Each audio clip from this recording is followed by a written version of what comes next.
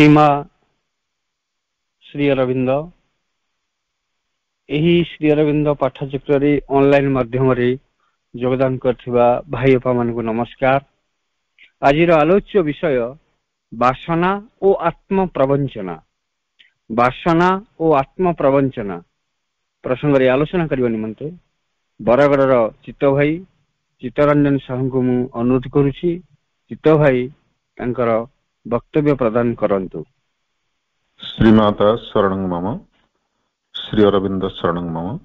समस्त मातृप्रेम अपा भाई को मोर सादर प्रणाम। वंदे मातरम।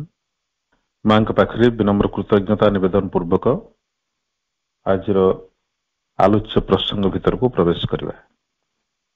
आज मांकर एवं प्रभुंकर बाणीर आधार रे आमे जो विषयटी उपर एकाग्र हवा सेटा होची वासना एवं आत्म प्रवंचना, डिजायर एंड सेल्फ डिसेप्शन।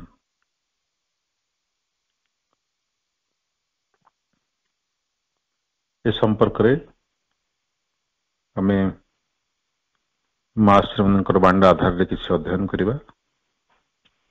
थरे साधक माने मां को प्रश्न कले जे श्री अरविंद तो कहिछंती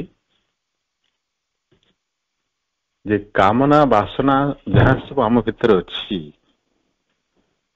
ताकू प्रथमे स्वीकार करने को पड़िबो एवं सेगुड़ को रूपांतर करने पाई सेगुड़ को भागवती शक्ति पाखरे समर्पण करने को पड़िबो।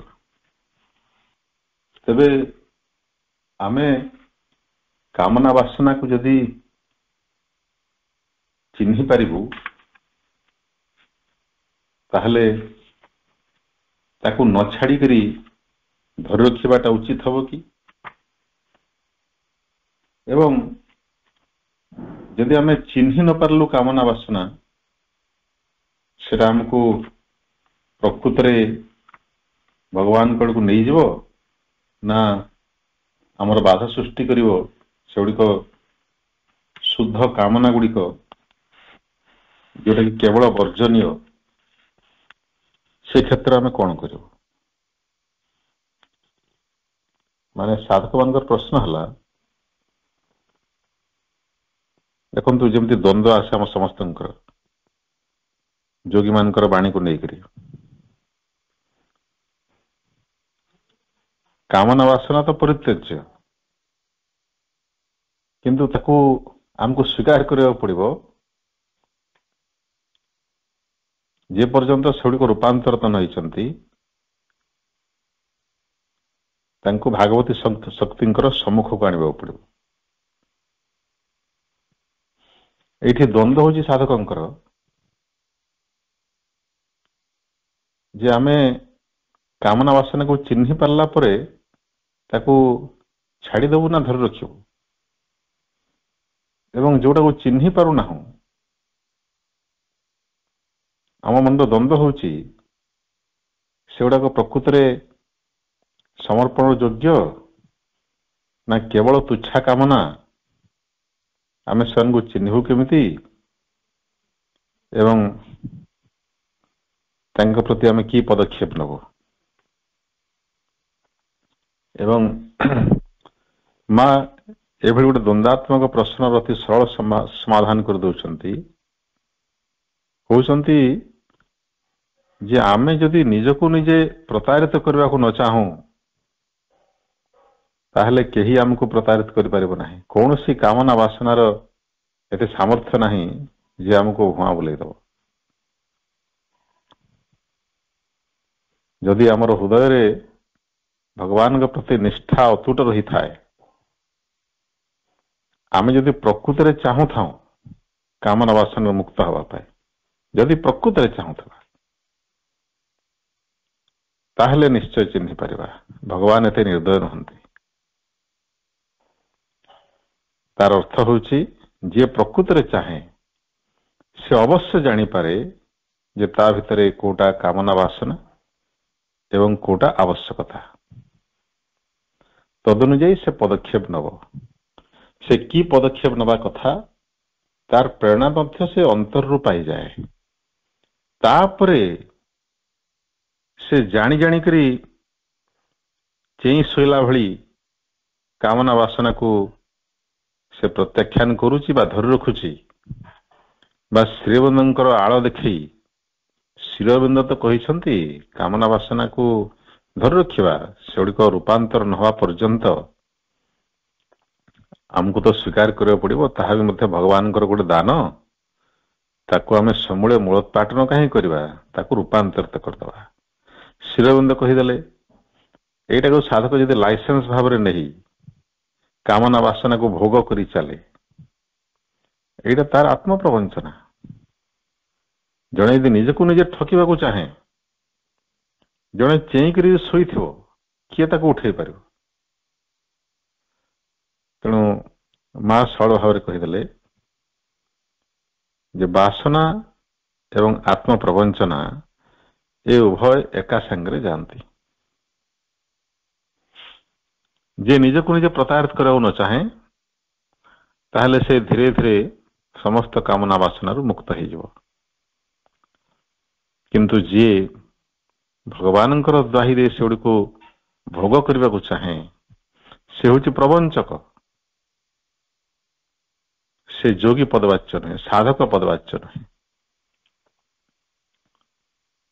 ତେଣୁ ବହୁତ ଗୁରୁତ୍ୱପୂର୍ଣ୍ଣ କଥା। ପ୍ରକୃତରେ ଯୋଗରେ କାମନା ବାସନାର କୌଣସି ସ୍ଥାନ ନାହିଁ।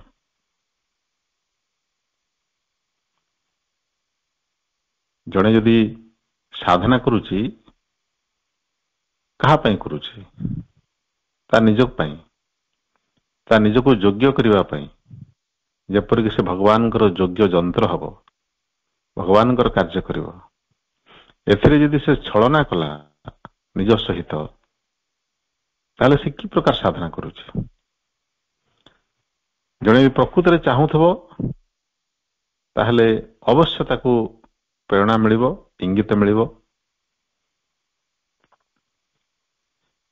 ଏବଂ ଯିଏ ପ୍ରବଞ୍ଚକ, ସେ ସବୁବେଳେ ଏମିତି ପ୍ରତାରଣା ଆଉ ଦ୍ୱନ୍ଦ୍ୱର ଜାଲ ଭିତରେ ନିଜକୁ ବାନ୍ଧି ରଖୁଥିବ।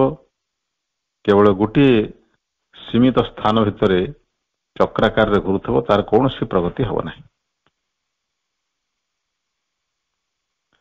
ମା କହିଲେ, one deceives oneself only when one wants to deceive oneself. It is very different. ଯେତେବେଳେ ଜଣେ ନିଜକୁ ପ୍ରତାରିତ କରିବାକୁ ଚାହେଁ, ସେତେବେଳେ ହିଁ ନିଜକୁ ପ୍ରତାରିତ କରେ, ନହେଲେ ସେ କେବେ ପ୍ରତାରିତ ହେବ ନାହିଁ। ଆମକୁ ମଣିଷମାନଙ୍କୁ ଭଗବାନ ମନୋବୁଦ୍ଧି ଦେଇଛନ୍ତି। ଏ ମନୋବୁଦ୍ଧିର କାର୍ଯ୍ୟ ପ୍ରକୃତରେ ସେଇଟା ଯେ ଆମେ ଆମ ଭିତରେ କଣ ସବୁ ଭଗବାନଙ୍କର ପ୍ରତିରୋଧୀ, ତାକୁ ଚିହ୍ନି ପାରିବା। ମନ ହେଉଛି ଗୋଟେ ସତର୍କ ଏବଂ ସଜାଗ ପ୍ରହରୀ। ସେ ସବୁବେଳେ ଯଦି ମନଟା ଆମ ଶୁଦ୍ଧ ଥାଏ, ମନକୁ ଶୁଦ୍ଧ ରଖିବାର ଦାୟିତ୍ୱ ମଧ୍ୟ ଆମର। ବିବେକକୁ ପ୍ରୟୋଗ କରି, ବିବେକକୁ ସମ୍ମୁଖରେ ରଖି ମନକୁ ଯଦି ତାର ଦାସ କରିଦେବା, ବିବେକର ଅଧୀନ କରିଦେବା, ସେ ଜଣେ ଅତି ବିଶ୍ୱସ୍ତ ଭୃତ୍ୟ ବା ଜଗୁଆଳି ଭଳି କାମ କରିବ। ଯେମିତି ଗୋଟେ ପୋଷା କୁକୁର ତା ମାଲିକ ପ୍ରତି ସବୁବେଳେ ବିଶ୍ୱସ୍ତ ହେଇକି ରହିଥାଏ। ସେ ପ୍ରାଣ ଦେଇଦେବ ପଛେ ମାଲିକର କୌଣସି କ୍ଷତି ହେବାକୁ ଦେବ ନାହିଁ। ଏବଂ ଦିନ ରାତି ସଦା ଜାଗ୍ରତ ହେଇକରି, ଏଭର ଭିଜିଲେଣ୍ଟ ରହିକରି ସେ ମାଲିକର ସେବା କରୁଥାଏ। ଆମର ମନ ସେଭଳି ଗୋଟେ ସତ୍ତା। କାରଣ ମନ ତ କେତେବେଳେ ବିଶ୍ରାମ ବି ନିଏ ନାହିଁ। ଆମର ଶରୀର ବିଶ୍ରାମ ଆବଶ୍ୟକ କରେ, ମନ କେବେ କ୍ଳାନ୍ତ ହୁଏ ନାହିଁ କି ବିଶ୍ରାମ ନିଏ ନାହିଁ। ତାକୁ ଯଦି ଆମେ ଯଥାର୍ଥ ଭାବରେ ତାଲିମ ଦେବା, ସେ ସବୁବେଳେ ଆମକୁ ଠିକ ଭୁଲ ବତେଇଦେବ। ବିବେକର ବାଣୀକୁ ସେ ପ୍ରକାଶ କରିବ ଏବଂ ସଦା ଜାଗ୍ରତ ରହିବ। କିଛି ଆମେ ଭୁଲ କାମ କରିବାକୁ ଗଲେ ଭୁଲ ପଦକ୍ଷେପ ନେଲେ ସେ ଆମକୁ ବତେଇଦବ। କିନ୍ତୁ ଆମେ କଣ କରିଥାଉ, ପ୍ରାୟତଃ ଆମର ମନଟିକୁ ପ୍ରାଣର ଦାସ କରି ରଖିଥାଉ। ପ୍ରାଣ ତାର ବିଭିନ୍ନ ପ୍ରକାର ସୁଖ ଭୋଗର ପ୍ରଲୋଭନ ଦେଇକରି ମନକୁ ନିଜର ଆୟତ୍ତ କରି ରଖିଥାଏ। କିଛି ଭାଇଟାଲ ମାଇଣ୍ଡ ଆମର ଅଛି, କାରଣ ମନ ପ୍ରାଣ ଶରୀର ଏମାନେ ପରସ୍ପର ଠାରୁ ପୁରାପୁରି ପୃଥକ ନୁହନ୍ତି। ଏମିତି ୱାଟର ଟାଇଟ୍ କମ୍ପାର୍ଟମେଣ୍ଟ ତାଙ୍କର ନାହିଁ। ଯେମିତି ଆଲୋକର ସ୍ପେକ୍ଟ୍ରମ, ଇନ୍ଦ୍ରଧନୁର ସପ୍ତରଙ୍ଗ ଯେମିତି ପରସ୍ପର ସହିତ ଛନ୍ଦାଛନ୍ଦି ହୋଇ ରହିଥାନ୍ତି, ସେହିପରି ଆମର ନିମ୍ନ ପ୍ରାଣିକ ମନର ନିମ୍ନାଂଶ ବା ଅବିକଶିତ ଅଂଶ, ଅଶୋଧିତ ଅଂଶ, ତାହା ସାଧାରଣତଃ ପ୍ରାଣ ପ୍ରଭାବରେ ଥାଏ। ଯେଉଁମାନଙ୍କର ବିବେକ ଜାଗ୍ରତ ହେଇନଥାଏ ବା ଯେଉଁମାନେ ବିବେକକୁ ପ୍ରଶ୍ରୟ ଦିଅନ୍ତି ନାହିଁ, ବରଂ ବିବେକ ବିରୁଦ୍ଧ ଆଚରଣ କରନ୍ତି, ଧୀରେ ଧୀରେ ସେମାନଙ୍କର ବିବେକଟା ଅପସରିଯାଏ, ସୁପ୍ତାବସ୍ଥାକୁ ଚାଲିଯାଏ ଏବଂ ତାଙ୍କର ନିମ୍ନ ପ୍ରାଣ ପ୍ରଭାବିତ ମନ ସିଏ ଆକ୍ଟିଭ ରହେ। ସିଏ ପ୍ରାଣ ପ୍ରଭାବିତ ମନର କାର୍ଯ୍ୟ ସେଭଳି ଯେମିତି ଗୋଟେ ଜଗୁଆଳି କାହା ଦ୍ୱାରା ଯଦି ଲାଞ୍ଚ ପାଇଯାଇଛି, କାହାଠାରୁ ଲାଞ୍ଚ ଗ୍ରହଣ କରି ନେଇଛି ଏବଂ ନିଜର କର୍ତ୍ତବ୍ୟରେ ଅବହେଳା କରି ବା ନିଜର କର୍ତ୍ତବ୍ୟରେ ଖିଲାପ କରି ସେଇ ଚୋର ବା ଦୁରାତ୍ମାର କଥା ମାନୁଛି, ନିଜର ମାଲିକ ବିରୁଦ୍ଧରେ କାର୍ଯ୍ୟ କରୁଛି ଏବଂ ଖଳ ଲୋକର ଅନୁସରଣ କରୁଛି, ସେଭଳି ଗୋଟେ ଜଗୁଆଳି ହେଇଯାଏ ଆମର ମନଟି। ପ୍ରାଣ ପ୍ରଭାବିତ ମନ, କାମନା ବାସନା ପ୍ରଭାବିତ ମନ। ପ୍ରକୃତରେ ଏଇ ପ୍ରାଣିକ ସୁଖ ସହିତ ମନର କୌଣସି ସମ୍ପର୍କ ନାହିଁ। ଆମର ଯୋଉଟା ଶୁଦ୍ଧ ମନ ଚେତନା ବା ଉଚ୍ଚତର ମନ ଚେତନା, ସେ ପ୍ରାଣିକ ସୁଖ ଭୋଗରେ ସନ୍ତୁଷ୍ଟ ବା ଅସନ୍ତୁଷ୍ଟ ହୁଏ ନାହିଁ। ଯେମିତି ଆମେ ରସଗୋଲାଟେ ଖାଇଲେ ଏହା ଦ୍ୱାରା ଆମର ପ୍ରାଣ ସନ୍ତୁଷ୍ଟ ହେଉଛି, ଇନ୍ଦ୍ରିୟ ତୁଷ୍ଟ ହେଉଛି, କିନ୍ତୁ ମନକୁ କିଛି ଫରକ ପଡୁନାହିଁ।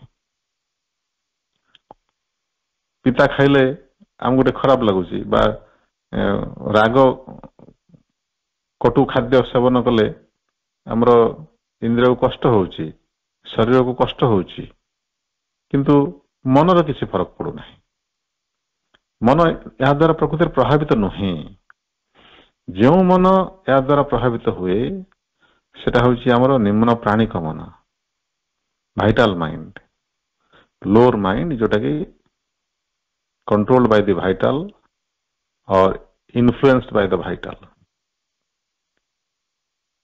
ନିମ୍ନ ପ୍ରାଣ ଦ୍ୱାରା ସେ ପ୍ରଭାବିତ ହେଇଥାଏ ଏବଂ ସେ ଏଭଳି କାର୍ଯ୍ୟ କରେ ଯେମିତି ସେ ମନ ନୁହେଁ, ପ୍ରାଣର ଗୋଟେ ଅଂଶ। ତେଣୁ ତାକୁ ଭାଇଟାଲ ମାଇଣ୍ଡ ବୋଲି କୁହାଯାଏ। ଆବେଗ ପ୍ରବେଗ ଦ୍ୱାରା ପରିଚାଳିତ ହୁଏ ସେ ଏବଂ ଆମକୁ ସେ ରାସ୍ତା ଦେଖାଏ ଯାହା ପ୍ରାଣକୁ ସୁହାଇବ। ତେଣୁ ଆମର ସେଇ ମନ ଆମର କାମନା ବାସନା ତୁଷ୍ଟି କରିବାର ଉପାୟ ସବୁ ଖୋଜେ ଏବଂ ସାଧାରଣ ମଣିଷ ପ୍ରାୟ ୟାର ପଛରେ ଦୌଡ଼ି ଦୌଡ଼ି ସମଗ୍ର ଜୀବନଟାକୁ ବ୍ୟତୀତ କରିଦିଏ। ଆମର ସମଗ୍ର ଜୀବନ, ସାଧାରଣ ମଣିଷକୁ ଆମେ ଦେଖିବା ଯଦି, ତାର ସମଗ୍ର ଜୀବନ କେବଳ ସୁଖଭୋଗରେ ଲିପ୍ତ, ସୁଖଭୋଗ ପାଇଁ ଉଦ୍ଦିଷ୍ଟ। ସେ ଯାହା ସବୁ କରେ ପ୍ରାଣିକ ସୁଖଭୋଗ ପାଇଁ।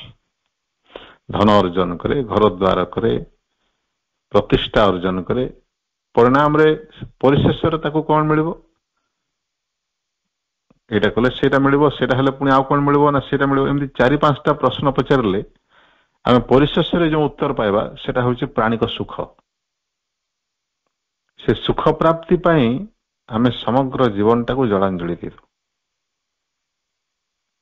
ଆମର ମନ ଆମକୁ ସେ ଗୋଟିଏ ହିଁ ଲକ୍ଷ୍ୟ ଦେଖାଏ, ସତେ ଯେମିତି ଏହା ଛଡା ଜୀବନର ଅନ୍ୟ କୌଣସି ଉଦ୍ଦେଶ୍ୟ ନାହିଁ। ଅନେକ ବ୍ୟକ୍ତି ସେମିତି ଖୋଲାଖୋଲି ଭାବରେ କହିବାର ଦେଖାଯାଏ, ଜୀବନରେ ଯଦି ଭଲ କରି ଟିକେ ଖାଇ ପିଇ ନ ପାରିଲ, ଜୀବନରେ କଣ ଅଛି?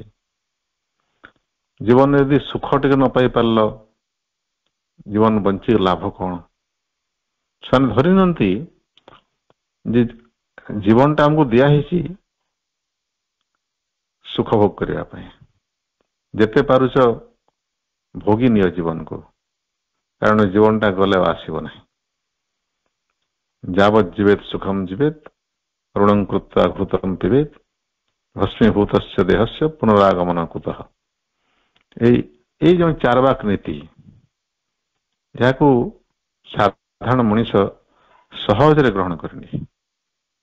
ଆମେ ପ୍ରକୃତରେ ସେଇ ସବୁ ଯୁକ୍ତି ବା ପ୍ରବାଦ ଗୁଡିକୁ ଗ୍ରହଣ କରୁ ଯାହା ଆମକୁ ସୁହାଏ, ଆମକୁ ମାନେ ଆମର ନିମ୍ନ ପ୍ରାଣକୁ ଯୋଉଟା ସୁହାଏ। ତେଣୁ ଏଭଳି ମଣିଷ ସାଧକ ପଦବାଚ୍ୟ ନୁହନ୍ତି। ସାଧକ ସେଇମାନେ ଯୋଉମାନେ ଏହା ଉପରେ ପ୍ରଶ୍ନ ଚିହ୍ନଟି ଆଙ୍କି ଦିଅନ୍ତି, ଯୋଉମାନଙ୍କୁ ଲାଗେ ଯେ ପ୍ରକୃତରେ ଜୀବନର ଉଦ୍ଦେଶ୍ୟ କଣ ଏତିକି, ଭଲ ଭାବରେ ଖାଇ ପିଇକରି ବଞ୍ଚିବା, ସୁଖ ଭୋଗ କରିକରି ତାପରେ ସଂସାରରୁ ବିଦାୟ ନେବା। ନା, ଜୀବନର କିଛି ଉଚ୍ଚତର ଲକ୍ଷ୍ୟ ଅଛି, ଭଗବାନଙ୍କର କିଛି ଉଚ୍ଚତର ବିଧାନ ଅଛି। ସେ ଉଚ୍ଚତର ବିଧାନଟି କଣ, ସେଇଟା ଖୋଜିବାରେ ଯୋଉମାନେ ବ୍ରତୀ ହୁଅନ୍ତି ସେମାନେ ସାଧକ ପଦବାଚ୍ୟ। ଏବଂ ସେଇଟା ହିଁ ତ ଆଧ୍ୟାତ୍ମିକତା।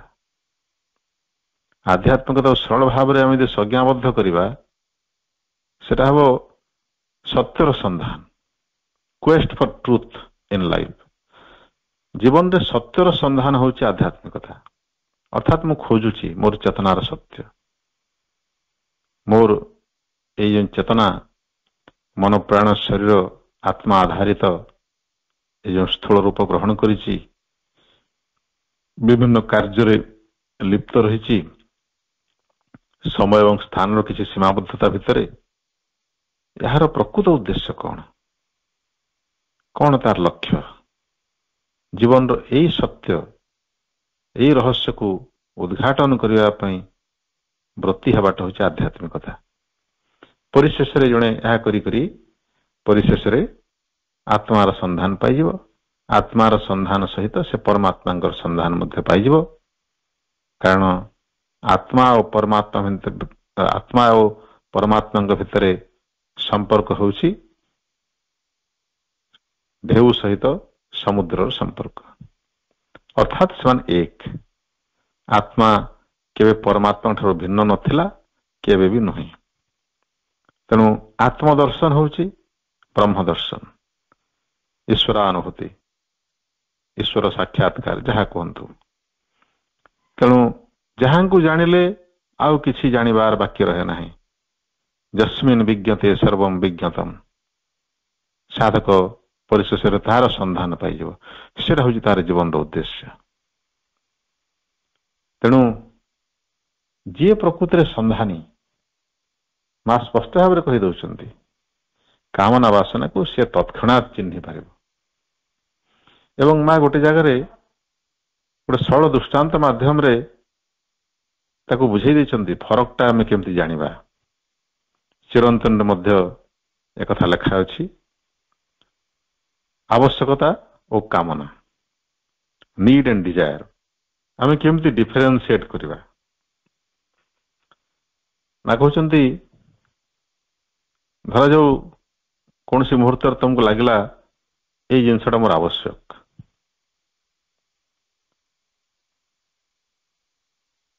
ସେଇ ମୁହୂର୍ତ୍ତରେ ତମକୁ ଯଦି ଲାଗୁଛି ଯେ କୌଣସି କାରଣରୁ ତମେ ସେଇ ଜିନିଷଟା ପାଇବାକୁ ଚାହୁଁନାହ, ମାନେ ସେଟା ତମକୁ ମିଳିବ ନାହିଁ, ତମେ ପ୍ରାୟ ନିଶ୍ଚିତ ହେଇଗଲ। ପରିସ୍ଥିତି ଦେଖି ତମେ ଜାଣିପାରିଲ ଯେ ସେଟା ତମକୁ ମିଳିବାଟା ସମ୍ଭବ ନୁହେଁ, କିନ୍ତୁ ତମେ ଚାହୁଁଥିଲ ସେଇଟା। ଯଦି ସେଇ ମୁହୂର୍ତ୍ତରେ ତମର ପ୍ରାଣ ଚିତ୍କାର କରି ଉଠେ, ଆରେ ଏଇଟା ନ ମିଳିଲେ ତ ବହୁତ ବଡ ଅସୁବିଧା ହେଇଯିବ, ମୁଁ ତ ବଞ୍ଚି ପାରିବି ନାହିଁ, ଏଟା ମୋର ନିହାତି ଦରକାର, ନହେଲେ ସବୁ ଓଲଟପାଲଟ ହେଇଯିବ, ସବୁ ଗଡବଡ ହେଇଯିବ। ଏମିତି ଯଦି ପ୍ରାଣ ବିକ୍ଷୁବ୍ଧ ହେଇଗଲା, ବିଚଳିତ ହେଇଗଲା, ସାଧାରଣ ମଣିଷ କହିବ ନା ଏଇଟା ପ୍ରକୃତିର ଆବଶ୍ୟକତା। କିନ୍ତୁ ମା କହୁଛନ୍ତି ତତ୍କ୍ଷଣାତ୍ ତମେ ସାଙ୍ଗେ ସାଙ୍ଗେ ସଚେତନ ହେଇଯିବ, ଏଇଟା ତମର ଆବଶ୍ୟକତା ନୁହେଁ, ଏଇଟା କାମନା, এটা হচ্ছে ପ୍ରାଣର ଖେଳ। ଏଇଟା ହଉଛି ସେ ଡିଜାୟାର ସୋଲର କାର୍ଯ୍ୟ, କାମନା ଆତ୍ମାର କାର୍ଯ୍ୟ, ଯାହା ସମ୍ପର୍କରେ ଶ୍ରୀ ଅରବିନ୍ଦ ଲେଖିଛନ୍ତି ତାଙ୍କର ମହାଗ୍ରନ୍ଥ ଯୋଗ ସମନ୍ୱୟରେ। ସେଇ କଥା ସାଧକମାନେ ପଚାରୁଥିଲେ, ସେଇ ଯୋଗ ସମନ୍ୱୟରେ ଶ୍ରୀଅରବିନ୍ଦଙ୍କ ଲିଖିତ ଉକ୍ତିକୁ ଆଧାର କରି ଯୋଉଟା ଆମେ ଆରମ୍ଭରେ ଆଲୋଚନା କଲେ। ତେଣୁ ଯଦି କୌଣସି ପ୍ରାପ୍ୟ ଦ୍ରବ୍ୟର ଅଭାବରେ ପ୍ରାଣ ବିକ୍ଷୋଭ କରୁଛି, ବିଦ୍ରୋହ କରୁଛି ବା ଆଲୋଡ଼ିତ ହେଇଯାଉଛି, ସେଟା ସ୍ପଷ୍ଟ ଚିହ୍ନ ଯେ ସେଟା ଆବଶ୍ୟକତା ନୁହେଁ।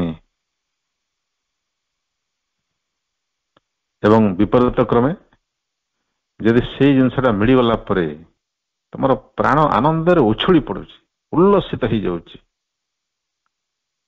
ଅଧୀର ହେଇଯାଉଛି ଆନନ୍ଦରେ, ନିଜର ସ୍ଥିରତା ହରାଇ ଦଉଛି, ଇଲେସନ ବୋଲି ଯୋଉଟା କୁହାଯାଏ ଇଂରାଜୀରେ, ଇଲାଇଟେଡ ହେଇଯାଉଛି, ସିଏ ଉଚ୍ଚାଟ ହେଇଯାଉଛି,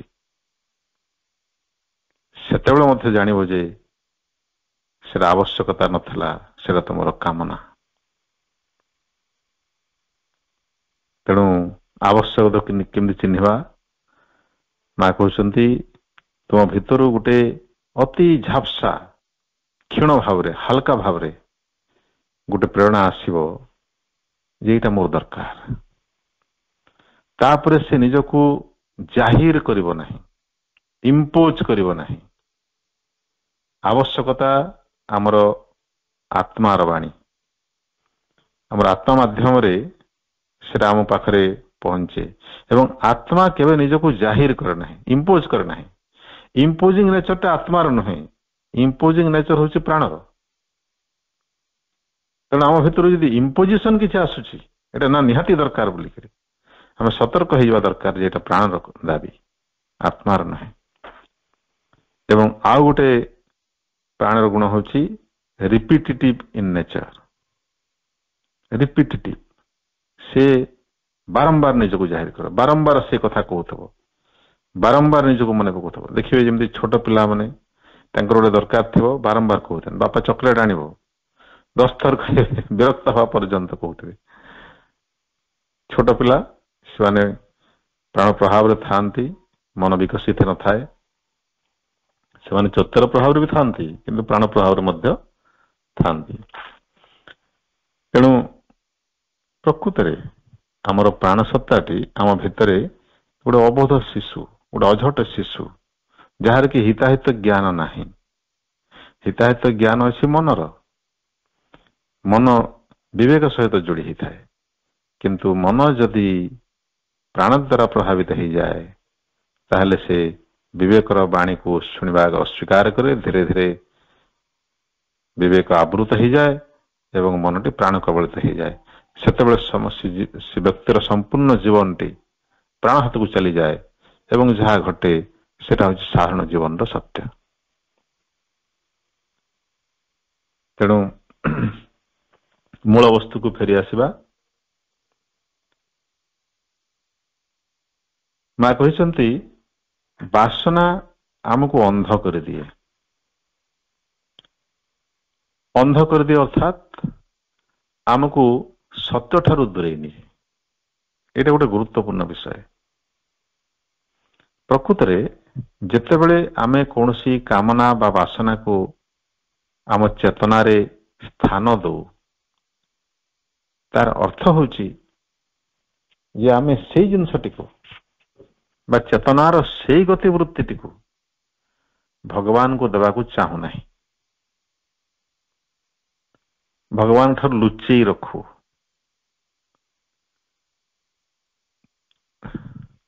ଆମେ ଅନେକ ଯୁକ୍ତି ବାଢୁ। ମାଛ ମାଂସ ଖାଇବା ପାଇଁ ଧରନ୍ତୁ ମୋର ଇଚ୍ଛା ହଉଛି, ମୁଁ ଭଗବାନଙ୍କୁ ସବୁ ଦେଇଦେବି କିନ୍ତୁ ସେଇଟା ଦେବି ନାହିଁ ଏବଂ ଯୁକ୍ତି କରିବି ଯେ ଭଗବାନ ତ କହିନାହାନ୍ତି ମାଛ ମାଂସ ଛାଡିବା ପାଇଁ, ଏଟା ସବୁ ବ୍ରାହ୍ମଣ ମାନେ କହିଛନ୍ତି। ମା ଶ୍ରୀଅରବିନ୍ଦ କୋଉଠି କହିଛନ୍ତି କି? ମାଛ ମାଂସ ଛାଡ଼ିଲେ ଯାଇକିରି ମୋର ଯୋଗ କରିବ ବୋଲି? ମା ପରା ନିଜେ ଆଶ୍ରମରେ ଛୋଟ ଛୋଟ ବାଳକ ବାଳିକା ମାନଙ୍କୁ ଆମିଷ ଭକ୍ଷଣ କରିବା ପାଇଁ ଅନୁମତି ଦେଇଥିଲେ। ଆଶ୍ରମ ସ୍କୁଲରେ ମଧ୍ୟ ଏବେ ଦିଆଯାଏ। ମୁଁ ଖାଇଲି କଣ ହେଇଗଲା? ଦେଖନ୍ତୁ କେତେ ସୁନ୍ଦର ଯୁକ୍ତି। ଆମେ ଶେଷରେ ଭଗବାନଙ୍କର ଦହି ଦେବାକୁ ମଧ୍ୟ ପଶ୍ଚାତପଦ ହଉନାହିଁ। ପ୍ରକୃତରେ ପ୍ରାଣ ବହୁତ ଧୂର୍ତ୍ତ ଚତୁର, ସେ ବିଭିନ୍ନ ପ୍ରକାର ଯୁକ୍ତି ବାଢ଼ିଦିଏ ଏବଂ ଯେତେ ସମ୍ଭବ ନିଜକୁ ସତ୍ୟ ଠାରୁ ଦୂରେଇ ରଖେ।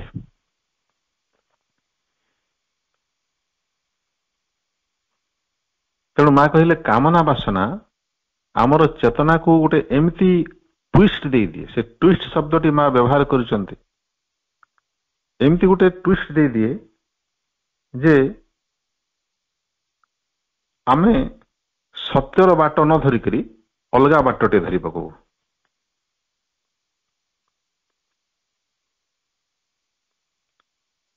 ଯେମିତି ଆମେ ଯାଉଛୁ, ଆମ ରାସ୍ତା ମଝିରେ ଦୁଇ ଭାଗ ହେଇଗଲା, ବାଇଫର୍କେସନ। ଗୋଟେ ହଉଛି ସତ୍ୟର ବାଟ, ଗୋଟେ ହଉଛି ଅସତ୍ୟର ବାଟ, ମିଥ୍ୟାର ବାଟ। ଯଦି ଆମେ ବିବେକ ଦ୍ୱାରା ପରିଚାଳିତ ହଉଥିବା, ଆମର ମନ ଯଦି ଶୁଦ୍ଧ ଥିବ, ତାହେଲେ ଆମକୁ ସତ୍ୟର ରାସ୍ତାଟି ଠିକ ଦେଖାଯିବ। ଏଇଟା ହିଁ ଅନୁସରଣୀୟ ବୋଲି ଆମକୁ ଲାଗିବ। ଯଦି ପ୍ରାଣ ପ୍ରଭାବିତ ହେଇଥିବ, ତାହେଲେ ଆମକୁ ଲାଗିବ ଯୋଉଟା ସୁଖକର, ଯୋଉଟା ପ୍ରୀତିକର, ସେଇ ମାର୍ଗଟି ଅବଲମ୍ବନୀୟ। ପ୍ରସିଦ୍ଧ ଇଂରାଜୀ କବି ରବର୍ଟ ଫ୍ରଷ୍ଟଙ୍କର ଗୋଟେ କବିତା ଆପଣ ମାନେ ପଢିଥିବେ, ଦି ରୋଡ ନଟ୍ ଟେକନ୍। ସେ କବିତାର ମର୍ମଟି ଏଠି ପ୍ରାସଙ୍ଗିକ।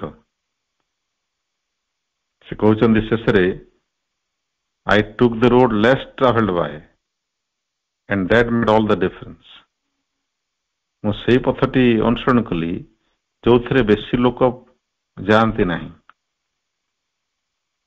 ବେଶୀ ଲୋକ ଯାଇ ନଥିଲେ ସେ ବାଟରେ, ଜଣା ପଡୁଥିଲା ପାଦ ଚିହ୍ନର। ସେଇଠି ରହିଲା ସବୁ ପାର୍ଥକ୍ୟ। ଆମ ପକ୍ଷରେ ମଧ୍ୟ ସେଇ କଥା। ଖୁବ କମ ଲୋକ ସତ୍ୟର ପଥ ଅନୁସରଣ କରନ୍ତି। କାମନା ବାସନାର ପଥ ତ ସମସ୍ତେ ଅନୁସରଣ କରୁଛନ୍ତି। ସେ ରାସ୍ତାରେ ସମସ୍ତେ ଯାଉଛନ୍ତି। ସେ ରାସ୍ତା ଦେଖିଲେ ଆମେ ଜାଣିପାରିବା ଯେ ଏଇଟା ପ୍ରକୃତରେ ବେଶୀ ଲୋକ ଯାଉଛନ୍ତି ଏ ରାସ୍ତାରେ। ଯୋଉ ରାସ୍ତାରେ ଆପଣ ଦେଖିଥିବେ ଗୋଟେ ମୁଖ୍ୟ ରାସ୍ତାରେ ଗଲାବେଳେ ମଝିରେ ବାଇଫର୍କେସନଟେ ବାହାରିଥିବ, ସେ ରାସ୍ତା ମଧ୍ୟ ସେତିକି ଚଉଡା ହେଇଥିବ, ସମାନ ଦେଖାଯାଉଥିବ। ଆପଣଙ୍କୁ ଟିକେ ଲାଗିବ ନା ଏଇ ରାସ୍ତା ମୋର ମାନେ ଗନ୍ତବ୍ୟ ରାସ୍ତା ନା ଆର ରାସ୍ତା। ଟିକେ ଯଦି ସାଧାରଣ ଜ୍ଞାନ ପ୍ରୟୋଗ କରିବେ, ଦେଖିବେ କୋଉ ରାସ୍ତାରେ ବେଶୀ ଲୋକ ଯାଉଛନ୍ତି, ସେ ରାସ୍ତା ଜଣା ପଡିଯିବ। ସେଟା ତାର କଣ୍ଡିସନରୁ ଜଣା ପଡିଯିବ ଯେ କୋଉଟା ମୋର ଟ୍ରାଭେଲ୍ଡ ବାଇ, କୋଉଟା ଲେସ୍ ଟ୍ରାଭେଲ୍ଡ ବାଇ। ଏବଂ ଯୋଉଥିରେ ବେଶୀ ଲୋକ ଯାଆନ୍ତି ସେଟା ମୁଖ୍ୟ ରାସ୍ତା। ଯଦି ଆମର ସେ ମୁଖ୍ୟ ରାସ୍ତା ଧରିବାର ଅଛି, ଆମେ ସେ ରାସ୍ତାରେ ଯିବା। କିନ୍ତୁ ଆଧ୍ୟାତ୍ମିକ ଜଗତରେ ଏଇ ନିୟମଟା ଠିକ ଓଲଟା। କାରଣ ଅଧିକାଂଶ ଲୋକ ଯୋଉ ବାଟରେ ଯାଆନ୍ତି ସେଟା ହଉଛି ବର୍ତ୍ତମାନ ପାଇଁ ଏଯାବତ୍ ପୃଥିବୀର ଚେତନା ଯେଉଁ ଅବସ୍ଥାରେ ଅଛି, ସେ ଅବସ୍ଥାରେ ଆମେ ଦେଖିବା ଯେ ଅଧିକାଂଶ ଲୋକ ଯୋଉ ପଥରେ ଯାଉଛନ୍ତି ସେଟା ହଉଛି ତ ସେ କାମନା ବାସନାର ପଥ, ମିଥ୍ୟାର ପଥ। ମୁଁ ଯଦି ସତ୍ୟର ସନ୍ଧାନୀ, ମୁଁ ସଚେତନ ହେଇଯିବି, ନା ନା ସେ ପଥ ମୋର ନୁହେଁ। ତେଣୁ ଆତ୍ମା ନିଜକୁ କେବେ ଜାହିର କରେ ନାହିଁ, ଇମ୍ପୋଜ କରେ ନାହିଁ। ସେ ହାଲକା ଭାବରେ ଆସେ, ଥରେ କହିବ, ନ ଶୁଣିଲେ ସେ ଅପସରି ଯିବ, ପୁଣି ଅପେକ୍ଷା କରି ରହିବ। କାରଣ ଭଗବାନଙ୍କର ଅନନ୍ତ ଧୈର୍ଯ୍ୟ, ସେ ସବୁବେଳେ ଅପେକ୍ଷା କରିଛନ୍ତି। ସେ ତ କେତେ ସହସ୍ର ଜନ୍ମ ହେଲା ଅପେକ୍ଷା କରିଛନ୍ତି ଆମକୁ। ଆଉ ଏଇ 2-4 ବର୍ଷ, 10 ବର୍ଷ ବା 2-4 ଜନ୍ମରେ କଣ ଅଛି? ତେଣୁ ଆତ୍ମା ଅପେକ୍ଷା କରିଥାନ୍ତି ପୁଣି ଗୋଟେ ସୁଯୋଗକୁ, ପୁଣି ଗୋଟେ ଉଜ୍ଜଳ ମୁହୂର୍ତ୍ତ, ଦିବ୍ୟ ମୁହୂର୍ତ୍ତକୁ, ଯେତେବେଳେ ଆମର ଚେତନା ପରିଷ୍କାର ହେଇଥିବ, ସେ ପୁଣି ତାଙ୍କର ବାଣୀ ସେମିତି ହାଲକା ଭାବରେ ପ୍ରେରଣ କରିବେ। ତେଣୁ ସାଧକ ସବୁବେଳେ ସଚେତନ ରହିବ। ତା ଭିତରେ ଯେଉଁ ପ୍ରେରଣା ଆସୁଛି ସେଟା କାମନା ବାସନାର ଦାବି ନା ଅନ୍ତରାତ୍ମାର ପ୍ରେରଣା। ଯଦି ତାର ଆବଶ୍ୟକତା ହେଇଥାଏ, ତାର ପ୍ରେରଣା ଅବଶ୍ୟ ଅନ୍ତରାତ୍ମାରୁ ଆସେ।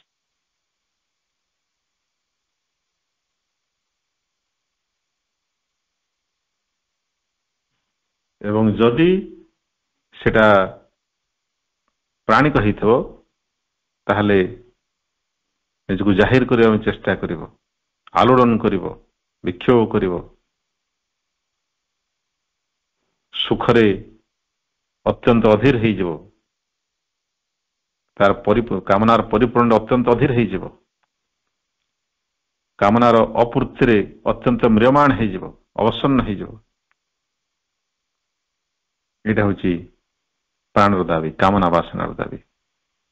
ସେଥିପାଇଁ ତ ଗୀତାରେ କୁହାଯାଇଛି, ଦୁଃଖେଷୁ ଉଦ୍ବିଗ୍ନ ମନା ସୁଖେଷୁ ବିଗତ ସ୍ପୃହ ବୀତରାଗ ଭୟ କ୍ରୋଧୋ ସ୍ଥିତ ଧୀର ମୁନିରୁଚ୍ୟତେ। ଯେ ପ୍ରକୃତରେ ସ୍ଥିତପ୍ରଜ୍ଞ, ଯେ ଯୋଗୀ, ଯେ ସାଧକ, ସେ ଦୁଃଖରେ ମ୍ରିୟମାଣ ହବ ନାହିଁ କି ସୁଖରେ ଅଧୀର ହବ ନାହିଁ। ସେଟା ସେତେବେଳେ ସେ ହେଇପାରିବ ଯେତେବେଳେ ସେ କାମନା ବାସନାକୁ ତାର ଚେତନାରେ ଆଦୌ ସ୍ଥାନ ଦେବ ନାହିଁ। ତେଣୁ କାମନା ଆମର ଦୃଷ୍ଟିକୁ ଅବରୁଦ୍ଧ କରିଦିଏ ବୋଲି ମା କହିଲେ। ଏଇଟା ଆମକୁ ସତ୍ୟ ଦେଖାଏ ନାହିଁ। ଆମେ ଯେପର୍ଯ୍ୟନ୍ତ ଆମ ହୃଦୟରେ, ଆମର ଚେତନାରେ କାମନା ବାସନାକୁ ପ୍ରଶ୍ରୟ ଦେଉଥିବା, ସେଗୁଡ଼ିକୁ ଚାଷ କରୁଥିବା, ସେ ପର୍ଯ୍ୟନ୍ତ ଆମେ ସତ୍ୟ କଣ ଜାଣି ନାହାନ୍ତି। ଆମ ପାଇଁ ଭଗବାନ ଆବଶ୍ୟକ ହେଇନାହାନ୍ତି, ଆମ ପାଇଁ ମା ଶ୍ରୀବୃନ୍ଦ ଆବଶ୍ୟକ ହେଇନାହାନ୍ତି। କେବଳ ମା ଶିବଙ୍କର ନାମ ନେଲେ କଣ ହବ? ମୁଁ ଯଦି ପ୍ରାର୍ଥନା କରୁଥିବି, ହେ ମା ମୋର ଅମୁକ କାମନାଟା ପୂରଣ କରିଦିଅନ୍ତୁ, ମୋର ପୁଅର ଚାକିରି ହେଇଯାଉ, ମୋର ଝିଅର ବାହାଘର ହେଇଯାଉ, ମୋର ଅମୁକ ମାଲି ମକଦ୍ଦମାରେ ବିଜୟ ହେଇଯାଉ, ମୋର ଘରଟି ହେଇଯାଉ, ମୋର ଅମୁକ ହେଇଯାଉ, ଗୋଟିଏ ପରେ ଗୋଟେ କାମନା ବାସନାର ଅନ୍ତ ନାହିଁ। କେତେବେଳେ ମଣିଷର ଆବଶ୍ୟକତା ସୀମିତ, କିନ୍ତୁ କାମନା ଅନନ୍ତ। କାମନା କେବେ ସରିବ ନାହିଁ। ଏବଂ ଆମେ ଯଦି ଏଇ ସବୁ କାମନା ବାସନାକୁ ଜୀବନର ମୁଖ୍ୟ ସ୍ଥାନ ଦେଇଛନ୍ତି, ତାହେଲେ ମା ଶ୍ରୀମାନଙ୍କର ନାମ ନେବା ସତ୍ତ୍ୱେ, ତାଙ୍କର ଅନୁଗାମୀ ବୋଲଉଥିବା ସତ୍ତ୍ୱେ ଆମେ ତାଙ୍କଠାରୁ ମାଇଲ ମାଇଲ ଦୂରରେ, ବହୁତ ଦୂରରେ, ତାଙ୍କ ସହିତ ଆମର କୌଣସି ସମ୍ପର୍କ ନାହିଁ, ପରିଚୟ ହେଇନାହିଁ। ଯେ ପ୍ରକୃତରେ ମା ଶ୍ରୀଙ୍କର ଅନୁଗାମୀ, ସେ କେବେ ବି କାମନା ବାସନାକୁ ଜାଗ୍ରତ ଭାବରେ, ସଚେତନ ଭାବରେ ପ୍ରଶ୍ରୟ ଦେବ ନାହିଁ। ଯେତେଦିନ ସେ ଦେଲା ଗତସ୍ୟ ସୂଚନା ନାସ୍ତି। କିନ୍ତୁ ଏଣିକି ଯଦି ସେ ପ୍ରକୃତରେ ମା ଶିବଙ୍କୁ ଅନୁସରଣ କରୁଥାଏ, ଯିଏ ସତ୍ୟର ସନ୍ଧାନୀ, ସେ ପ୍ରକୃତରେ ମା ଶିବଙ୍କର ଅନୁଗାମୀ। ଏବଂ ଯିଏ ସତ୍ୟର ସନ୍ଧାନୀ, ସେ ମିଥ୍ୟା ଗତିବୃତ୍ତିକୁ କାହିଁକି ପ୍ରଶ୍ରୟ ଦେବ? ମା ବହିରେ ଶ୍ରୀଅରବିନ୍ଦ କହିଲେ ଯେ ସମର୍ପଣ କରିବାକୁ ହେବ ନିଜେ ଯାହା ଓ ନିଜର ଯାହା କିଛି ଅଛି, ନିଜ ଚେତନାର ପ୍ରତ୍ୟେକ ସ୍ତର ଓ ପ୍ରତ୍ୟେକ ବୃତ୍ତିକୁ କିଛି ବି ଲୁଚେଇବାକୁ ହେବ ନାହିଁ।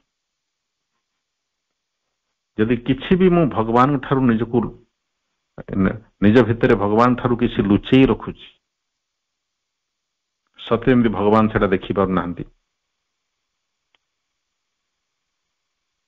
ଯେମିତି ଛୋଟ ପିଲାମାନେ କିଛି ଯଦି ଦୁଷ୍ଟାମି କରିଥିବେ, କିଛି ଭୁଲ କାମ କରିଦେଇଥିବେ, ବାପା ଆସିଲେ ଗାଳି ଦେବେ, ଏବଂ ବାପା ଯେମିତି ହଠାତ୍ ଆସିବେ, ସେ ଆବାଜ ଶୁଣିଲା କ୍ଷଣି ସେନା ହାତରେ ମୁହଁ ଲୁଚେଇ ଦିଅନ୍ତି। ହାତରେ ମୁହଁ ଲୁଚେଇ ଦେଲେ କଣ ବାପା ଦେଖିପାରିବେନି? ଛୋଟ ପିଲା ତ ସେମିତି କରେ, ସେ ଅଜ୍ଞାନ। କିନ୍ତୁ ଆମେ ବୟସ୍କ ମାନେ ସେମିତି କରୁ। ମାଙ୍କ ପାଖରେ ଆମେ ହାତରେ ମୁହଁ ଲୁଚେଇଲା ଭଳି କାମନା ବାସନା ଗୁଡ଼ିକୁ ତାଙ୍କଠାରୁ ଲୁଚେଇକି ରଖୁ, ସତେ ଯେମିତି ସେମାନେ ଜାଣିପାରିବେ ନାହିଁ। ତେଣୁ ଏଇଟା କଣ ପ୍ରକୃତରେ?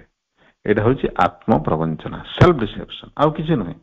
ତେଣୁ ମା ଗୋଟିଏ ଶବ୍ଦରେ କହିଦେଲେ, ଯିଏ ନିଜକୁ ଠକିବାକୁ ଚାହିଁବ ତାକୁ କେହି ବଞ୍ଚେଇ ପାରିବ ନାହିଁ। ଏବଂ ନିଜକୁ ଯଦି ଜଣେ ଠକିବାକୁ ଚାହୁଁନାହିଁ, କେହି ବି ତାର ଦୃଷ୍ଟି ଅବରୋଧ କରିପାରିବେ ନାହିଁ। ଏ ଉଭୟ କଥା ସତ୍ୟ, ବରଂ ଗୋଟିଏ କଥାର ଦୁଇଟି ରୂପ। କାରଣ ସେଥିପାଇଁ ଆମେ ମଣିଷ, ଆମକୁ ମନୋବୁଦ୍ଧି ସେଥିପାଇଁ ଭଗବାନ ଦେଇଛନ୍ତି। ଗୋଟେ ସୁନ୍ଦର ଉପାଖ୍ୟାନ ମା କହିଥିଲେ ଏ ପ୍ରସଙ୍ଗରେ ଯେ ଯେଉଁ ପରିପୂର୍ଣ୍ଣ ସମର୍ପଣ, କିଛି ବି ନିଜଠାରୁ ନ ଲୁଚେଇକରି ଯେଉଁ ନିଜେ ଯାହା ଆଉ ନିଜର ଯାହା ସମ୍ପୂର୍ଣ୍ଣ ଭାବରେ ନିଜକୁ ଦେଇଦେବାଟା କେମିତି ତାକୁ ବୁଝେଇବା, ଏମିତି ଜଣେ ସାଧକ ପ୍ରଶ୍ନ କରିଥିଲେ ଏବଂ ତାର ଉତ୍ତରରେ ମା ଗୋଟେ ସୁନ୍ଦର ଉଦାହରଣ ଦେଉଛନ୍ତି ଏବଂ ମା କହିଛନ୍ତି ନିଜେ ଯେ ଏଇ ଗଳ୍ପଟି, ଏଇ କାହାଣୀଟି ମତେ ବହୁତ ଭଲ ଲାଗିଥିଲା ବୋଲି। ସେଟା ହଉଛି ଗୋଟେ ବୁଢୀ ଥିଲା, ଗୋଟେ ଅତ୍ୟନ୍ତ ପରିଣତ ବୟସର ବୃଦ୍ଧା।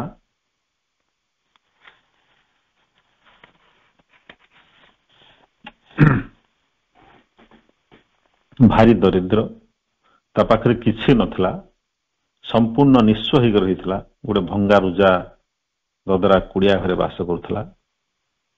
ଥରେ କିଏ ଜଣେ ତାକୁ ଗୋଟେ ଆମ୍ବଟି ଆଣିକି ଦେଇଦେଲା। ତା ପାଖରେ ତ କିଛି ନାହିଁ, ସେ ବିଚାରୀ ସେ ଆମ୍ବଟିରୁ ଅଧେ ଖାଇଲା ଏବଂ ଆର ଅଧକ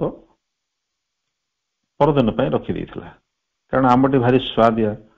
ତା ଛଡା ସବୁଦିନ ତାକୁ ଖାଇବାର ସୌଭାଗ୍ୟ ମିଳି ନପାରେ, ତେଣୁ ଅଧେ ଆମ୍ବ ପରଦିନ ଖାଇ ବୋଲି ସେ ରଖିଦେଇଥିଲା। ସେତେବେଳେ ଯେତେବେଳେ ରାତି ହେଲା, କେହି ଜଣେ ତାର କୁଡିଆ ଘରେ ଭଙ୍ଗା କବାଟ ଉପରେ ଠକ୍ ଠକ୍ କଲା। ରାତି ଅଧରେ କିଏ ଆସିଛି ଭାବିକରି ଯେତେବେଳେ ସେ ଖୋଲିଲା, ଦେଖିଲା ଯେ ସେଭଳି ଜଣେ ଦରିଦ୍ର ଲୋକ। ସେ ଅନୁରୋଧ କଲା ତାକୁ ଯେ ମତେ ଟିକେ ଆଶ୍ରୟ ଦିଅ। ବୁଢୀ ତାକୁ ଭିତରକୁ ଆଣିଲା।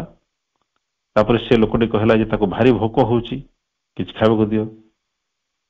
ବୁଢୀ ତା କଥା ଶୁଣି କହିଲା ଯେ ମୋ ଘରେ ତ କିଛି ନାହିଁ, ଏ ଥଣ୍ଡା ରାତିରେ କୌଣସି ଉତ୍ତାପର ବ୍ୟବସ୍ଥା ବି ନାହିଁ, ନିଆଁ ଜଳୁନାହିଁ ମୋ ଘରେ, ତାପରେ ଘୋଡି ହେବା ପାଇଁ କମ୍ବଳ ମଧ୍ୟ ନାହିଁ, କେବଳ ଖାଇବା ପାଇଁ ଫାଳେ ଆମ୍ବ ଅଛି, ସେତିକି ଯଦି ତୁମେ ଗ୍ରହଣ କରିବ ମୁଁ ଦେଇପାରିବି, ଏହା ଛଡା ମୋର କିଛି ନାହିଁ। ମୁଁ ଗୋଟିଏ ଫାଳ ଆମ୍ବ ଖାଇ ଦେଇଛି ଆଗରୁ, ଆଉ ଅର୍ଧେକ ଅଛି, ଏଇଟା ଯଦି ତୁମେ ଗ୍ରହଣ କରିବ ନିଅ। ସେ ବ୍ୟକ୍ତିଟି ତାକୁ ସାଦରେ ଗ୍ରହଣ କଲା ଏବଂ ସନ୍ତୁଷ୍ଟ ହେଇଗଲା ଏବଂ ତାକୁ ଆଶୀର୍ବାଦ ଦେଲା। ମା କହୁଛନ୍ତି ଯେ ସେଇ ଆଗନ୍ତୁକ, ସେ ଭିକ୍ଷୁକ ଦରିଦ୍ର ବ୍ୟକ୍ତିଟି ଥିଲେ ସ୍ୱୟଂ ଶିବ। ସେ ମନୁଷ୍ୟ ରୂପ ଧରି ବୁଢୀ ପାଖକୁ ଆସିଥିଲେ ତାର ସମର୍ପଣର ଶୁଦ୍ଧତା ପରୀକ୍ଷା କରିବା ପାଇଁ ଏବଂ ଯେତେବେଳେ ବୁଢୀଟି ତାଙ୍କୁ ସେ ଶେଷ ଆମ୍ବ ଫାଳକ ଯଦି ସମର୍ପଣ କରିଦେଲା, ଶିବ ସନ୍ତୁଷ୍ଟ ହେଇ ତାକୁ ଆଶୀର୍ବାଦ କଲେ ଏବଂ ତାର ସମଗ୍ର କୁଡିଆଟି ଶିବଙ୍କର ଆଭାରେ ଆଲୋକିତ ହେଇଗଲା, ଉଜ୍ଜଳ ହେଇଗଲା। କହିବା ବାହୁଲ୍ୟ ଯେ ବୁଢୀର ଚେତନା, ତାର ଅନ୍ତଃକରଣ ମଧ୍ୟ, ଅନ୍ତର୍ଚେତନା ମଧ୍ୟ ସମ୍ପୂର୍ଣ୍ଣ ରୂପେ ଶିବଙ୍କର ଜ୍ୟୋତିରେ ପରିପ୍ଳାବିତ ହେଇଗଲା, ଆଲୋକିତ ହେଇଗଲା। ଯଦି ଆମେ ଭଗବାନଙ୍କୁ କିଛି ଅର୍ପଣ କରିବା, ସେ କଣ ତାକୁ ଗ୍ରହଣ କରି ନେଇକି ଋଣୀ ହେଇକି ରହିବେ? ନା ସିଏ ତାଙ୍କର ଯେଉଁ ଦିବ୍ୟ ପ୍ରତିରୂପଟି ତାକୁ ପୁଣି ଫେରେଇ ଦେବେ, ପ୍ରଦାନ କରିବେ। ଏଇଟା ହଉଛି ତ ପୂର୍ଣ୍ଣଯୋଗ ରହସ୍ୟ, ଯାହା ପ୍ରଭୁ ଆବିଷ୍କାର କରୁଛନ୍ତି। ମୁଁ ଯଦି ପ୍ରଧାନମନ୍ତ୍ରୀକୁ 100 ଟଙ୍କା ଦେବି, ମୋ ପାଖରେ 100 ଟଙ୍କାର ସାମର୍ଥ୍ୟ ଅଛି, ମୁଁ ତାଙ୍କୁ 100 ଟଙ୍କାର କିଛି ଗୋଟେ ଉପହାର ଦେଲି, ପ୍ରଧାନମନ୍ତ୍ରୀ କଣ 100 ଟଙ୍କା ମୁଠୁ ନେଇଯିବେ? ନା, ସେ ଋଣୀ ହେବେ ନାହିଁ କେବେ ବି। ସିଏ ତାଙ୍କ ପାଇଁ 100 ଟଙ୍କାର ମୂଲ୍ୟ ଯାହା, ମତେ 100 ଟଙ୍କା ଦେବା ପାଇଁ ଯେତିକି କଷ୍ଟ ହଉଛି, ତାଙ୍କୁ ଯେତିକି ଟଙ୍କା ଦେଲେ ସେତିକି କଷ୍ଟ ହବ, ସେଇ ମୂଲ୍ୟର ସେ ଉପହାରଟେ ମତେ ଦେବେ। ଏବଂ ଭଗବାନଙ୍କର ସାମର୍ଥ୍ୟ ତ ଅନନ୍ତ। ତେଣୁ ମୁଁ ଯଦି ଗୋଟେ ବିନ୍ଦୁ ତାଙ୍କୁ ଦିଏ, ସେ ତାଙ୍କର ଗୋଟେ ବିନ୍ଦୁ ମତେ ଦେଇଦେବେ ଏବଂ ତାଙ୍କର ବିନ୍ଦୁ ହଉଛି ମୋ ପାଇଁ ସିନ୍ଧୁ। ସେଥିପାଇଁ ବରେଣ୍ୟ କବି ଗଙ୍ଗାଧର କହିଲେ ଯେ ବିଶ୍ୱ ଜୀବନ ହେ ତୁମହଙ୍କୁ କରୁଣା ସିନ୍ଧୁ ବୋଲିବାକୁ ମନ ବଳୁ ନାହିଁ ଯେଣୁ ସିନ୍ଧୁ ତବ କୃପା ବିନ୍ଦୁ। ତମର ଗୋଟେ ବିନ୍ଦୁ ତମ ପାଇଁ ସିନ୍ଧୁ ପ୍ରଭୁ, ଆଉ କଣ ମାଗିବି? ତମେ ଯାହା ଦଉଛ ମୋ ପାଇଁ ଅନନ୍ତ। ତେଣୁ ପ୍ରକୃତରେ ଏଇଠି ରହିଛି ସମର୍ପଣ ସୂତ୍ର, ସମର୍ପଣ ଚାବିକାଠି। ଏବଂ ମା ଯେଉଁ ଉଦାହରଣଟି ଦେଲେ ସେଟା ହଉଛି ପୂର୍ଣ୍ଣ ସମର୍ପଣର ଗୋଟେ ଉଜ୍ଜ୍ୱଳ ଦୃଷ୍ଟାନ୍ତ, ଯାହା ଶ୍ରୀମନ୍ଦ ଲେଖିଛନ୍ତି ମା ବହିରେ, all we have and all we are. ଆମେ ନିଜେ ଯାହା ଏବଂ ନିଜର ଯାହା କିଛି ଅଛି, ଚେତନାର ପ୍ରତ୍ୟେକ ସ୍ତର, ପ୍ରତ୍ୟେକ ବୃତ୍ତି। ଜଣେ ତା ପାଖରେ ଯଦି 100 ଟଙ୍କା ଅଛି, ସେ 100 ଟଙ୍କା ହିଁ ଦେଇପାରିବ, ତାଠୁ ଅଧିକା ଦେବା ପାଇଁ କୁହାଯାଉ ନାହିଁ। ମା କହିଛନ୍ତି এই ପ୍ରସଙ୍ଗରେ ଯେ give all you are and all you have, nothing more is asked of you but also nothing less। ତୁମେ ନିଜେ ଯାହା ଏବଂ ତୁମର ନିଜର ଯାହା କିଛି ଅଛି ସେତିକି ହିଁ ତୁମେ ଦିଅ, ତାଠୁ ଅଧିକା କୁହାଯାଉ ନାହିଁ। କିନ୍ତୁ ଗୁରୁତ୍ୱପୂର୍ଣ୍ଣ କଥା ହେଲା ତାଠୁ କମ ବି କିଛି ନୁହେଁ, ଅର୍ଥାତ ଟିକିଏ ବି ତୁମେ ଭଗବାନଙ୍କ ଠାରୁ ଲୁଚେଇ ପାରିବ ନାହିଁ। ଯଦି ଲୁଚେଇବାକୁ ଚେଷ୍ଟା କରୁଛ ତାହେଲେ ଜାଣି ଶୁଣିକରି ସତ୍ୟ ପ୍ରତି ତମର ଦୃଷ୍ଟିକୁ ତୁମେ ବନ୍ଦ କରିଦଉଛ, ଅର୍ଥାତ ନିଜ ହାତରେ ନିଜର ଆଖିକୁ ବନ୍ଦ କରିଦଉଛ ଏବଂ କହୁଛ ମତେ କିଛି ଦେଖାଯାଉ ନାହିଁ, ମତେ ସତ୍ୟ ଦେଖାଯାଉ ନାହିଁ। ଏଇଟା ହଉଛି ଆତ୍ମପ୍ରବଞ୍ଚନା। ତେଣୁ ଏଇ ଆତ୍ମପ୍ରବଞ୍ଚନା ଯାହାକି କାମନା ବାସନା ରୂପରେ ଆମ ପାଖକୁ ଆସିଥାଏ, ଏଇଟା ଆମର ଚେତନାର ଗୋଟେ ଏମିତି ଅବସ୍ଥା ସୃଷ୍ଟି କରିଦିଏ ଯଦ୍ୱାରା କି ଆମେ ଭୁଲ ବାଟରେ ଯାଉ। ତେଣୁ ଲକ୍ଷ୍ୟରେ ପହଞ୍ଚିବା କେମିତି? ପୁନର୍ବାର ଘୁରି ଘୁରି କରି ପୁଣି ପଛକୁ ଫେରିବା, ପୁନର୍ବାର ସେ ସତ୍ୟର ପଥଟିକୁ ଆମକୁ ଧରିବାକୁ ପଡିବ, ଯୋଉଠି ଆମେ ତାକୁ ଜାଣି ଜାଣିକରି ହାତଛଡା କରିଥିଲେ ଏବଂ ବାଟ ବଣା ହେଇଥିଲେ। ତେଣୁ ଆମେ ସଚେତନ ହବା। କାମନା ବାସନା ଯେପର୍ଯ୍ୟନ୍ତ ଆମର ଜୀବନରେ ରହିଛନ୍ତି ସେ ପର୍ଯ୍ୟନ୍ତ ଯୋଗ ସହିତ ଆମର କିଛି ସମ୍ପର୍କ ନାହିଁ, ସାଧନା ସହିତ ସମ୍ପର୍କ ନାହିଁ, ମା ଶିରଙ୍କ ସହିତ ସମ୍ପର୍କ ନାହିଁ।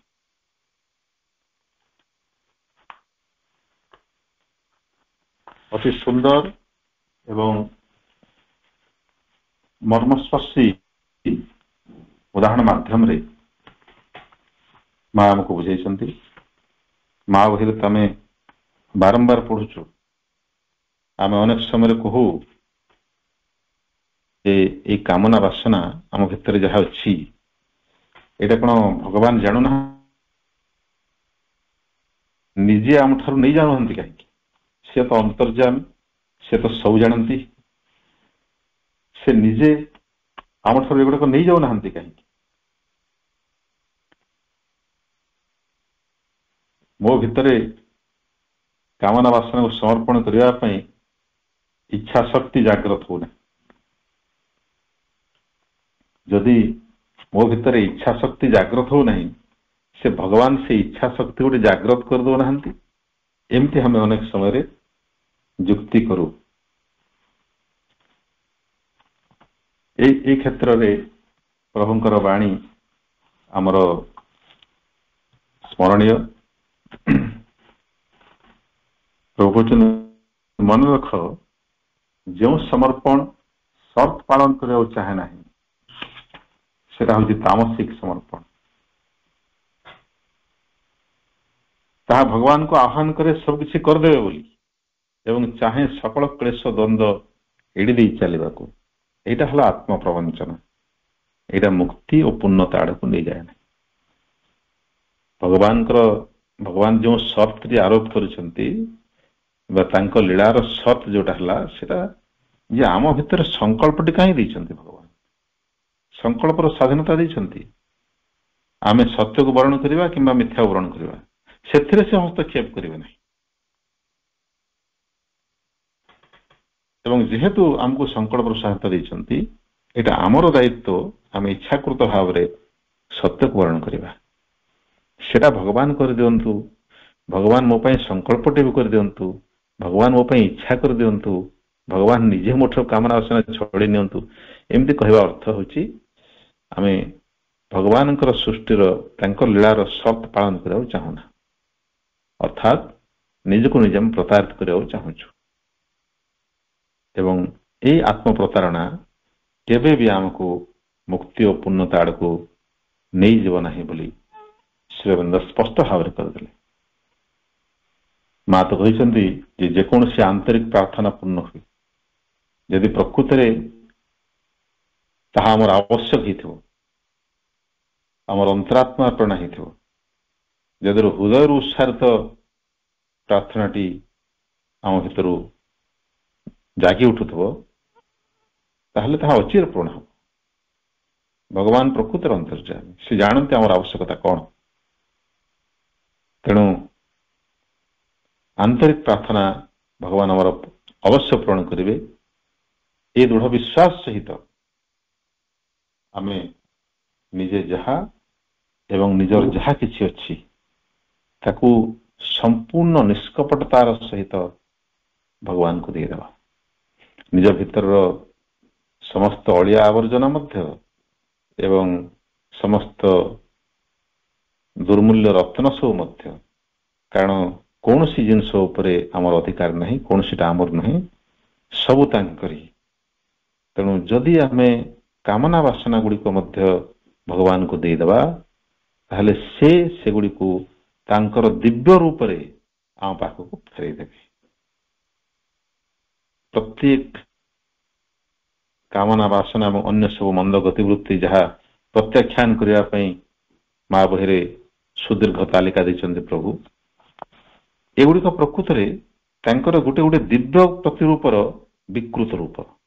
ବର୍ତ୍ତମାନ ଅବସ୍ଥାରେ ଏଗୁଡ଼ିକ ବିକୃତ ହେଇଛନ୍ତି, ତାଙ୍କୁ ସମର୍ପଣ କରିଦେଲେ ସେମାନେ ପୁଣି ଶୁଦ୍ଧ ରୂପରେ ଆମର ଚେତନାରେ ପ୍ରକାଶିତ ହେବେ। ଏଇଟା ହେଉଛି ସମର୍ପଣ ରହସ୍ୟ। ସମୟ ତ ହେଇଯାଇଛି, ଆଜି ପାଇଁ ଆଲୋଚନାକୁ ବିରାମ ଦେବା। ସମସ୍ତ ପାପୀଙ୍କୁ ତାଙ୍କର ସାଗ୍ରହ ଯୋଗଦାନ ନିମନ୍ତେ ଆନ୍ତରିକ ଧନ୍ୟବାଦ ଜଣାଉଛି। ମାଙ୍କ ପାଖରେ ବିନମ୍ର କୃତଜ୍ଞତା ନିବେଦନ କରୁଛି। ବନ୍ଦେ ମାତରମ୍। ବର୍ତ୍ତମାନ 1 ମିନିଟ୍ ମାଙ୍କ ନାମ ଜପ କରିବା ସହିତ ଆଜିର ଶ୍ରୀ ଅରବିନ୍ଦ ପାଠଚକ୍ରକୁ ସମାପ୍ତ କରିବା। ମା ମା ମା ମା ମା ମା ମା ମା ମା ମା ମା ମା ମା ମା ମା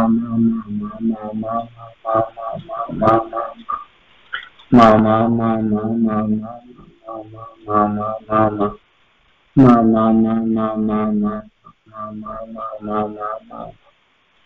ma ma ma ma ma ma ma ma ma ma